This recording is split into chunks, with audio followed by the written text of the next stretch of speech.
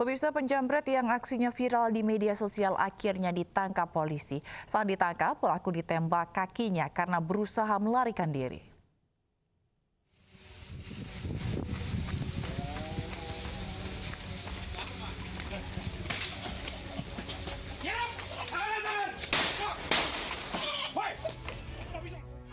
Polisi langsung menggerebek sebuah bedeng di wilayah Kelapa Gading, Jakarta Utara yang menjadi tempat persembunyian Ismail, penjamret telepon seluler milik seorang wanita yang tengah membeli tanaman.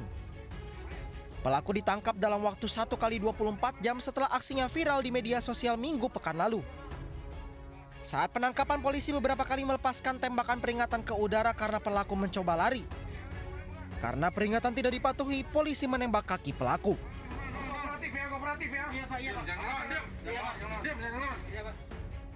Saat ditangkap, polisi menemukan sebilah pisau dari tangan pria berusia 35 tahun ini. Kini pelaku diamankan di Polres Metro Jakarta Utara dan dijerat pasal 362 KUHP tentang pencurian dengan hukuman maksimal 5 tahun penjara.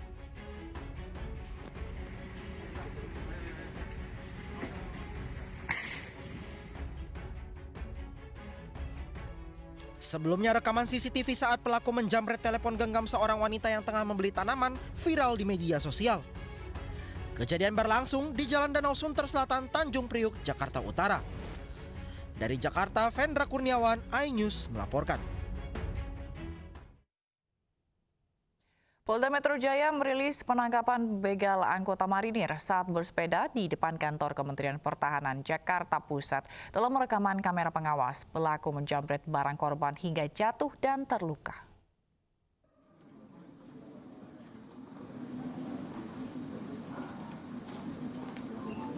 Pelaku yang tertangkap berjumlah 2 orang. Kedua pelaku merupakan warga Senen, Jakarta Pusat. Para pelaku begal pesepeda ini memiliki modus mencari para pesepeda yang sendirian sebelum menjalankan aksinya. Polisi juga menyita sejumlah barang bukti seperti telepon genggam, pakaian yang digunakan pelaku, serta helm.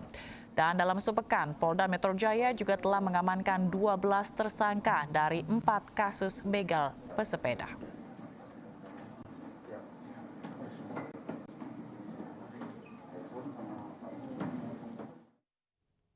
Sepasang kekasih ditangkap karena membegal dan membunuh seorang remaja untuk merampas sepeda motornya di Medan, Sumatera Utara.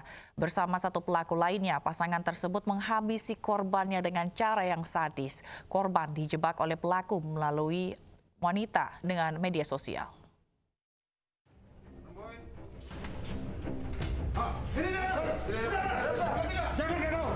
Di sebuah hotel Melati di Kabupaten Asahan, Sumatera Utara, sepasang kekasih YP dan YS serta temannya AR ditangkap.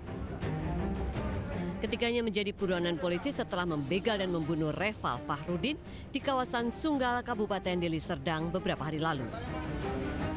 Komplotan ini menggunakan media sosial untuk menjebak korbannya. YS, janda berusia 17 tahun ini, memancing korban untuk bertemu. YS dan kekasihnya YP kemudian mengajak korban naik sepeda motor bertiga. Di tempat yang sepi, keduanya berusaha merampas sepeda motor korban. Karena melawan, korban yang baru berusia 18 tahun dibunuh. Sepasang kekasih ini dibantu temannya AR menghabisi korban dengan 42 luka tusukan. Penangkapan ketiganya berdasarkan penelusuran terhadap barang bukti yang dirampas pelaku dari korban. Dari hasil penyelidikan, aksi pembegalan ini sudah yang keempat kalinya dilakukan dengan modus yang sama.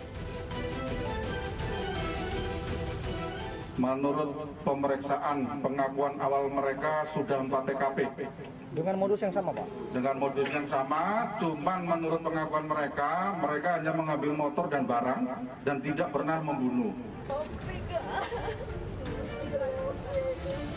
Tak kuasa menahan duka, ibu korban menangis histeris saat hadir dalam pengungkapan kasus ini. Meski sudah berhasil mengungkap kasus pembunuhan sadis ini, polisi masih menelusuri para korban aksi kejahatan ketiga pelaku. Dari Medan, Sumatera Utara, Adi Palapa Harahap, iNews melaporkan. Aksi begal juga kembali terjadi di Penjaringan, Jakarta Utara. Ironisnya, aksi penodongan dengan menggunakan senjata tajam terjadi pagi hari di tengah-tengah permukiman warga.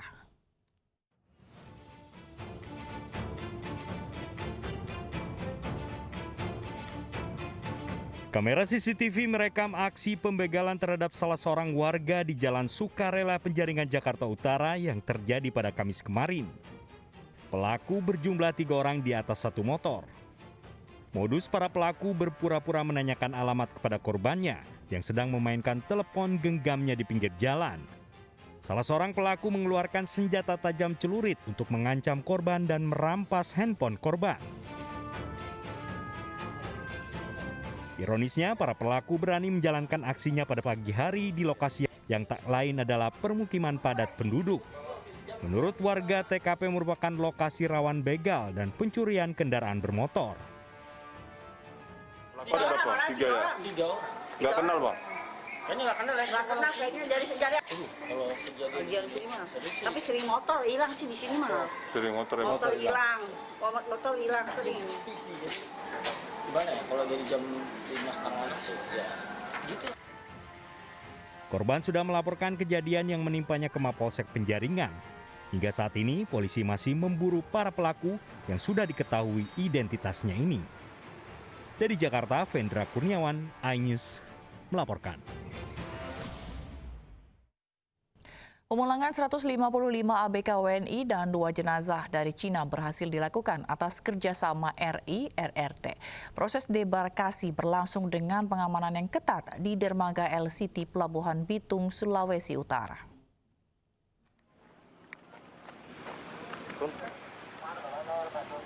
Dua jenazah anak buah kapal warga Indonesia yang bekerja di kapal ikan berbendera Cina dipulangkan ke tanah air.